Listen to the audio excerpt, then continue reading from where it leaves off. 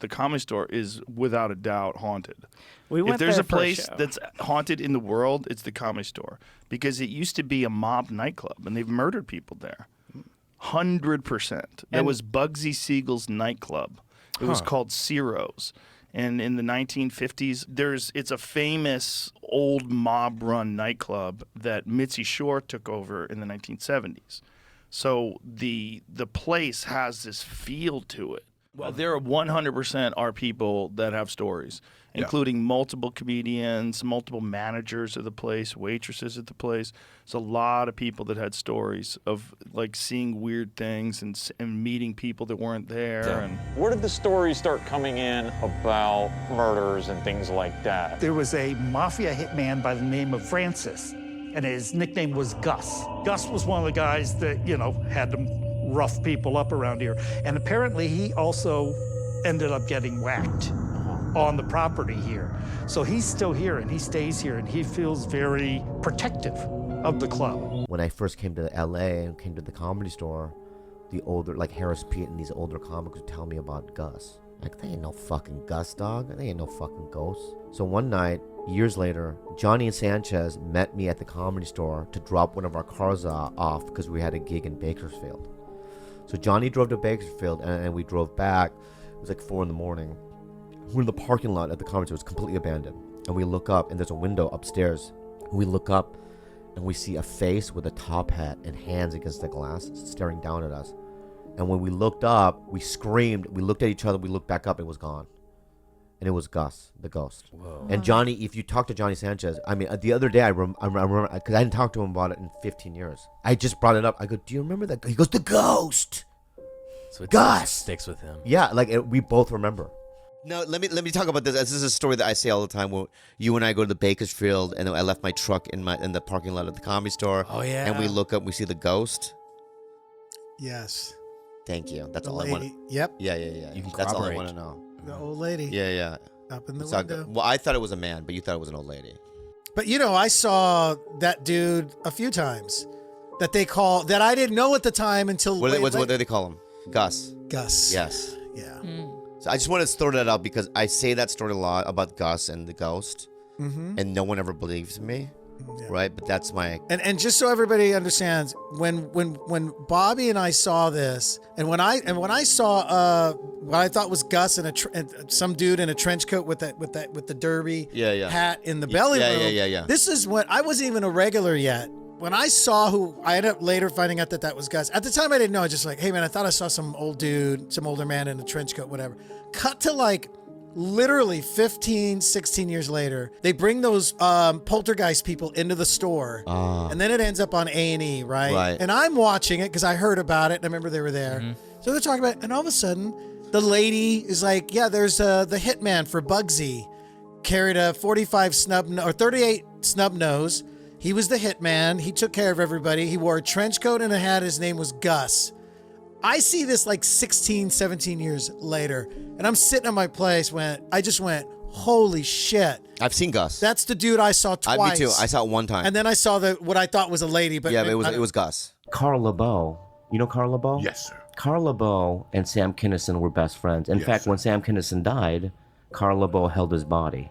But during that time, right, he was telling me a story how when him and Sam Kinison moved here from Houston, they would sleep in the main room on the stage. And one night, Carl and Sam were sleeping, and Carl was awoken to Sam Kinison levitating upside down from the stage. And Carl goes, what? You know how big Sam is, right? And then he was dropped on his back, but he was definitely like 4 feet up from the stage. And they believed that it was Gus that was doing that. I saw who I thought was Kinison. I was in the original room. Yeah. Okay, so I went. I had like a 12:45 spot in the original room. It's Saturday night. This is the old days.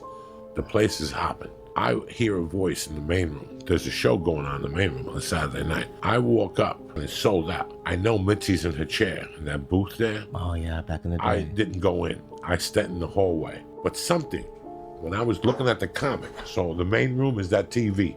The main room stage is that TV. I'm in the hallway. Something kept blocking the light from the belly room that was shining on the wall. So every time I would watch, something would block it. And I finally go, what the fuck is this? And I stepped back and I looked up. What I saw was a guy look at me, but before I could see his face or what he had in his head, he threw a cape over and he went into the belly room. That was Gus, dude. And That I ain't no said- Sam Kinison. And I was like, Jesus Christ. I finally saw my first ghost at the store. That's it, it's done. So Gus, I was playing the piano at 4 a.m. In the main room. Yeah. Why you laughing, dude? I haven't really heard anyone say that In before. the main room bathroom. What? How many people can say they played the Comedy Store piano at 4 in the morning? I played it many a time. In the back, that bathroom, that piano. Yeah, that piano back there. Okay. Yeah. But back then, it wasn't in back there. It was on the side of the stage. On the side of the stage. Right. So it's completely dark, right? And I'm playing my own improvised little, Korean lullaby. Dang ding, dang ding dang ding dong, ding, dang dang ding dang dong dong ding dang. Stuff like that. And I look to my right, and I see a yellow suit with a top hat, but from far away. You know where the entrance is? I see it coming toward me. I run out that back door, to the hallway. Yeah. And I come back in, it's gone. And that I believe that to be my second encounter with Gus. You don't know the story of Pete Gray? No. Oh my God. Do you know Pete Gray? I know the tall whites. No. Yeah. See a part of them? So Pete Gray used to be a doorman there, and he did the phones with me back in the day. Mm-hmm. He does a set in the belly room, and he's walking down from the belly room to the green room. Now I'm sitting in the green room, right? And I look away and I look at Pete, and his spine broke. What? Yeah, and he slammed his head on that ceiling. On what ceiling? In the hallway, Oh, shit. right? Like he had hit it. Yeah, and he said I was levitated up and I hit my What? thing. Yeah, he had to get surgery and shit. What? And then he got addicted to drugs from the surgeries, and he never did comedy again. Shut the fuck up. Carl Labove, who recently passed away, Carl had the weirdest story. He got kicked out of his house. He got in a fight with his wife, and he got kicked out of his house. And he went to the Comedy Store and decided he was going to sleep on the stage in the main room.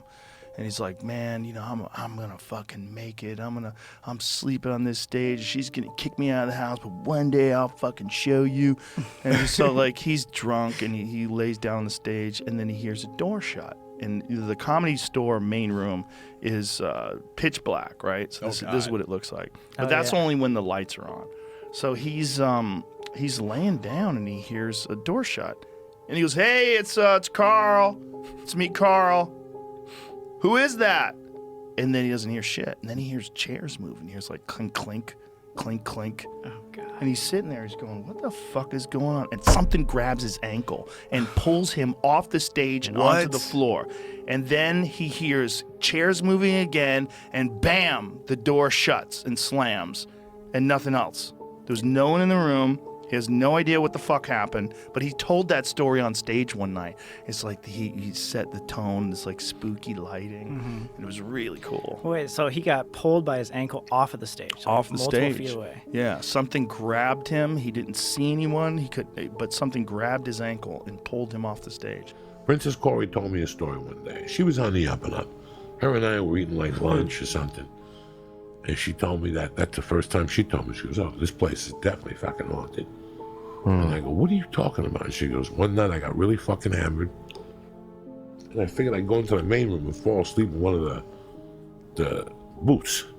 She goes, "I figured I'd nap for an hour, sleep it off, and wake up." She goes, "I was awakened to fucking ballroom music. Whoa. Blasting in the Comedy Store." It's creepy. And she said she popped her head up, and the whole main room stage was people dancing with top hats and jackets on, just dancing. And that she got Like up, the Shining ran out, style? yeah, and set the alarm off. Whoa. Cops came, the manager at the store came at the time. She was the talent coordinator at the time. This was before Freddie, I think. God rest his soul. And she goes that the cops came, they couldn't find nothing. But I have been out in that lot many a night. Again, in those days, I was on some type of drug. So I cannot. The night I was watching the main room show, I was not on drugs. I was still had a spot, so I did not do cocaine yet. So what I saw that night, I saw. But it's haunted, right? The Comedy Store. Yeah, yeah, that's what they say. Have you ever seen chairs move? I hate that I have, but I did see a little something one time. It was the crazy. I hate that I saw it because it makes you sound crazy. What? Just always tell the truth. Yeah, the whole first year or so, I was looking for one and hoping to see one. You know, I'm not stoned every night, looking around the corners, feeling creeped out. I'd be the one that shut off the lights in the rooms, and you'd be looking and you didn't see anything. And then one day, middle of the damn day, sun blazing, it's like 1, 2, 3 p.m., somewhere in there. And I took a break from the phones to go smoke a cigarette. So you have to walk like down a hall and through the dark belly room because all those lights are off during the day.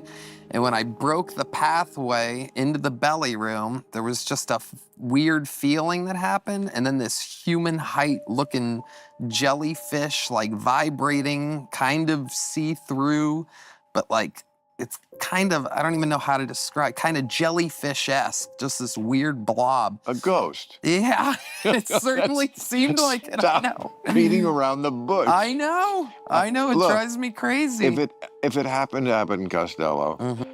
Here's the crazy part of the story, is I didn't tell anybody. So I walk away and I don't tell anybody. This is where shit gets crazy.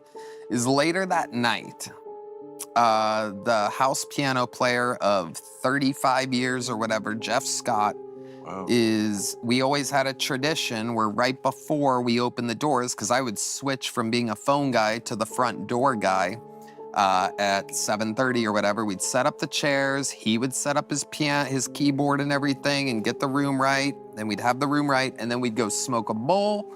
We'd come back to the original room and open the doors. And I'd see people and he'd be playing the fucking ragtime on the piano. So this is where things get interesting. The exact same day that I saw whatever the hell I saw, we're going to smoke. He's walking ahead of me. He walks through the bar. We're going to the back to Sacred Ground, that little alleyway. He gets ahead of me because I'm saying hi to a waitress in the bar area. And then by the time I'm almost to that door, he's walking by me. Now this direction, like he had seen a ghost. And I go, Jeff, where are you going? We're smoking. He goes, whoa, and he snaps out of it, and he goes, dude, I just saw something crazy. I go, what did you see? And I'm fucking tripping in my head because I literally am going, please don't fucking say a white kind of blobby jellyfish looking thing. Well, actually, it's better if it's just one. Yeah. Ghost. Yeah. Yeah. Was it? It was. So it was the same ghost. Same exact thing, except this time it was outside and it moved how he said that my thing moved, which is kind of like. Well, the thing I saw was an evening, it was between comics, and I was going out to Sacred Ground not to smoke marijuana. It's a normal fire door with a big, push bar, and then there's a window in the door. Mm-hmm. So when I was walking towards the door, I could see that somebody in a white hoodie was on the other side of the door. Right. Just, somebody standing there in a white hoodie. So I opened the door slowly, and as I opened it, they stepped back up to against the walls where those railroad ties are, keeping the hillside up. And as I got the door completely opened and looked, I realized it wasn't a person in a white hoodie. It was if you could blow a bubble in a perfect outline of a human and stop it about 8 inches from the ground and then fill that bubble with smoke. It was a piece of smoke. The smoke was moving, but it was in this outline of a human. And as I stepped forward towards it, again, just starting to realize that this is not a person, it moved down the alley in a section together. And now the smoke started to drift a little and it eventually dissipated, but it was a solid smoke shape that I saw move. Now I turned around and I ran the fuck out the door because my brain couldn't process what I was seeing. As I ran out the door, Tony Hinchcliffe, who was only on the phones back then, he wasn't even a paid regular. Right. Tony was working phones. He was coming outside, and I almost knocked him off running back inside. Later in the night, Tony came to me and he said, "Are you okay? What happened? You looked really weird." And I said, "Tony," and I told afraid. him, I said, "Tony, I've just seen a ghost." And he said, "What do you mean?" And I explained it to him. Well, Tony had been working the phones during the day up in the belly room that day when I saw this thing at night. And Tony says to me, "I saw it in the men's bathroom in the belly room today. While I was on phones, I went into the bathroom and it was just right there, a smoke shape in the outline of a person not touching the ground." He said, "I turned around and walked back down to the basement bathroom, you know." So we It's both weird saw the that same you and thing I, on the though, same day. we saw the same exact spot, though. Yeah, You know? it wasn't, now most people would see Gus, our resident ghost, who was one of the mob guys, never saw hitman, Gus. who actually, who got, he got whacked there back in the day. But people see Gus out of the side of their eye as a guy sitting, solid apparition in 40s clothing. And then when they turn to look, there's no one there. That's how most people see Gus. I've heard. Okay, fair enough. Hey, here's another thing that people don't know. That Mitzi's office, the 25 years I've lived there, worked there, I've never seen her. I know where the office is. I know where the door is. It's a door and there's a stained glass kind of window thing, so you can like look at certain glasses and look into the room. But apparently I haven't opened it in like almost 30 years because there's not Gus, but another entity in there that's like levitates phones and books and what the? Yeah, and she hired an exorcist every year, apparently for many years, to clean the room. Have you ever been in Mitzi's office? I used to take people in there all the time. When I had a friend in from out of town, used to be able to jerry-rig the door and go in there, and just because I loved how creepy it was. You've never been up there, have you? No. They locked it years ago. You used to be able to get in there, and you could see all the shit on her desk was still there. They left everything in that office. I don't know what it looks like now, but yeah. So you've been in there? I used to go all the time. I've never been in there. I used to break in. You used to break in? 100%. Because I would get drunk. I would and guess if I had like friends in town, I would always take them up there and then tell them creepy fucking stories, and they would get so fucking lit up. It was because great. She used to clean that room every year. Yeah. With a exorcist. Yeah. They would. Oh. Well, they would. Yeah. What's that called? Like a medium? It's like a cleansing. No, they do like a fucking whole. It's like a whole ceremony, a ritual. Yeah. Yeah. To get the spirits out. Wow. Her office was also. Maybe I'm wrong, but her office was also where the mob office was, where the back thing was to get the bodies out and all that stuff. Right. Because it was an old mob. Yeah. That's fucking creepy. And that, also that's why when I saw this, I've talked about the seance I saw. Mm-hmm. Yeah. I saw one time at 2 a.m. I was working the door there. Yeah. And I saw people in purple robes go up into the belly room. Uh-oh. With candles. Oh, Jesus. Right. So now you can sneak up to the belly room through the green room with those offices and stuff, right? Were they supposed to be up there? Yeah. Oh. I'm not lying. This is the 90s? Yeah. Okay. Right. I peeked through. They formed a circle. And they had candles up. What? No baby eating. Okay. You know what I mean? I'd have to report that. Okay. Okay. And they were doing seances. The Comedy Store, if any place is haunted, Yeah. the Comedy Store's haunted. They were trying to seance Andy Kaufman's ghost. Oh. And when I went back downstairs, the people that went with the robes, they came back down and they were in their regular clothes. Lily Tomlin, Bob Zamuda. Whoa. I saw it with my own eyes. Whoa. It was fucking crazy. I'll tell you, man, a ghost experience. 2 ghost experiences that I had there. One, we would have clairvoyants come in there every once in a while. Like once a year, a clairvoyant would come in and want to like try to communicate with the spirit of the place because it's a legendary haunted place.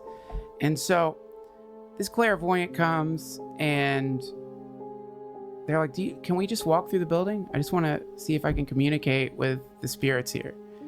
And so we're walking through the building and they're doing the usual clairvoyant shit, which I'm pretty skeptical about, because it's like if you name a certain number of names, you're going to hit something.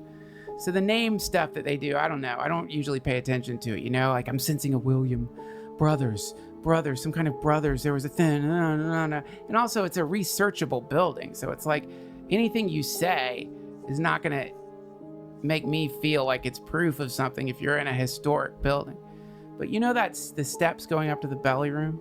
Yes. And there's like a sign at the bottom of the steps there I think it's neon. It definitely has lights. I don't know what. Inside or outside? So out inside, Right. You make the right turn. You go up Right, those you go up steps, the and there's steps. at least a sign. There's a neon sign. Right. Okay. So they go by that. She goes by that sign and stops, and starts being like, "Oh, there's that's when she's saying it's brothers. There's some kind of someone. There's something happened." She's like, "Dude, it's straight out of Poltergeist shit," and that was pretty weird, but pretty good act.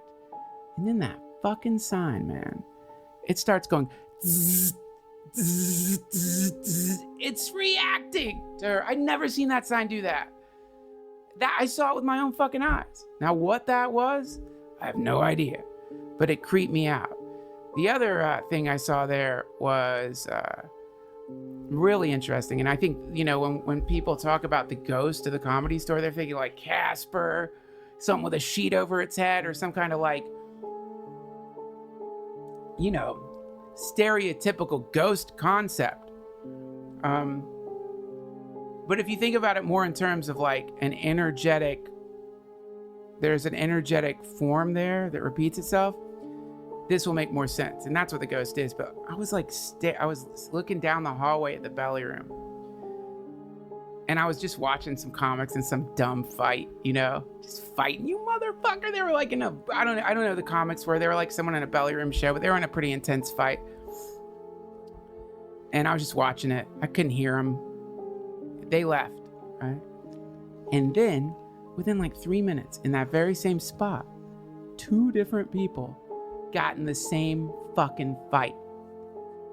Same movement, same like da da da da da da. I'm sitting there watching like an echo of the same fucking thing I just saw with 2 different people. Now, assuming that this wasn't some conspiracy where some weird goddamn freakish improv on the spot people were trying to fuck with some solitary belly room comedian sitting on the couch, then that indicates to me that there was like a kind of eddy, like a ripple that was happening there, like a little fucking energetic ripple that people who weren't protected or who were a little too reactive when they were getting in it, they were acting like it, and then trying to make sense of it later. You know my ghost story with the store? No. So Louis Anderson was doing Sundays. That's what they did too. You're so fucking funny. Sorry about it. What? We don't want to hear a fucking ghost story about the Comedy Swing. Gives a fuck about the ghost. No, I'm just kidding. Is it haunted? I don't fucking know. You just talking about Louis Anderson? Yeah. Fuck. Hey, Paulie. Are you doing Jay's podcast? That's great. I know I had a good time. Oh, my God. So he did a Sunday there every Sunday, and Barry Katz was like, come do Louis' show. So I go there. Do your Barry Katz. I heard it's beautiful. Right now? Oh, my God. So Louis used to do Sundays at the Comedy Store, and I told Jay Mohr, Jay Mohr? The guy's worked with 13 Academy Award winners, and then he blows his knee out in a wrestling room. What a business. Hilarious. Man. So I go up to Louis, and he goes, all right, you're going up next. And I'm like, all right. He goes, what's wrong, babe? And I said, the fucking ghosts in here, they always fuck with me. And he goes, what do you mean? I go, I feel them cold on my neck when I'm on stage. He goes, yeah, but they like you. The ghosts, they know you're funny. They like great. You. So he told me that. And I went out on stage, and I'm on stage a good 4 minutes. And when I tell you nobody was laughing, nobody was laughing, nobody was moving. Oh, wow. I realized in real time, I look out and people are like frozen like a painting. And then I feel the cold on my neck and I go, out loud, I go, get the fuck away from me, ghost. And the crowd goes, bah! They all explode laughing like it was the biggest joke. Wow. That was trippy.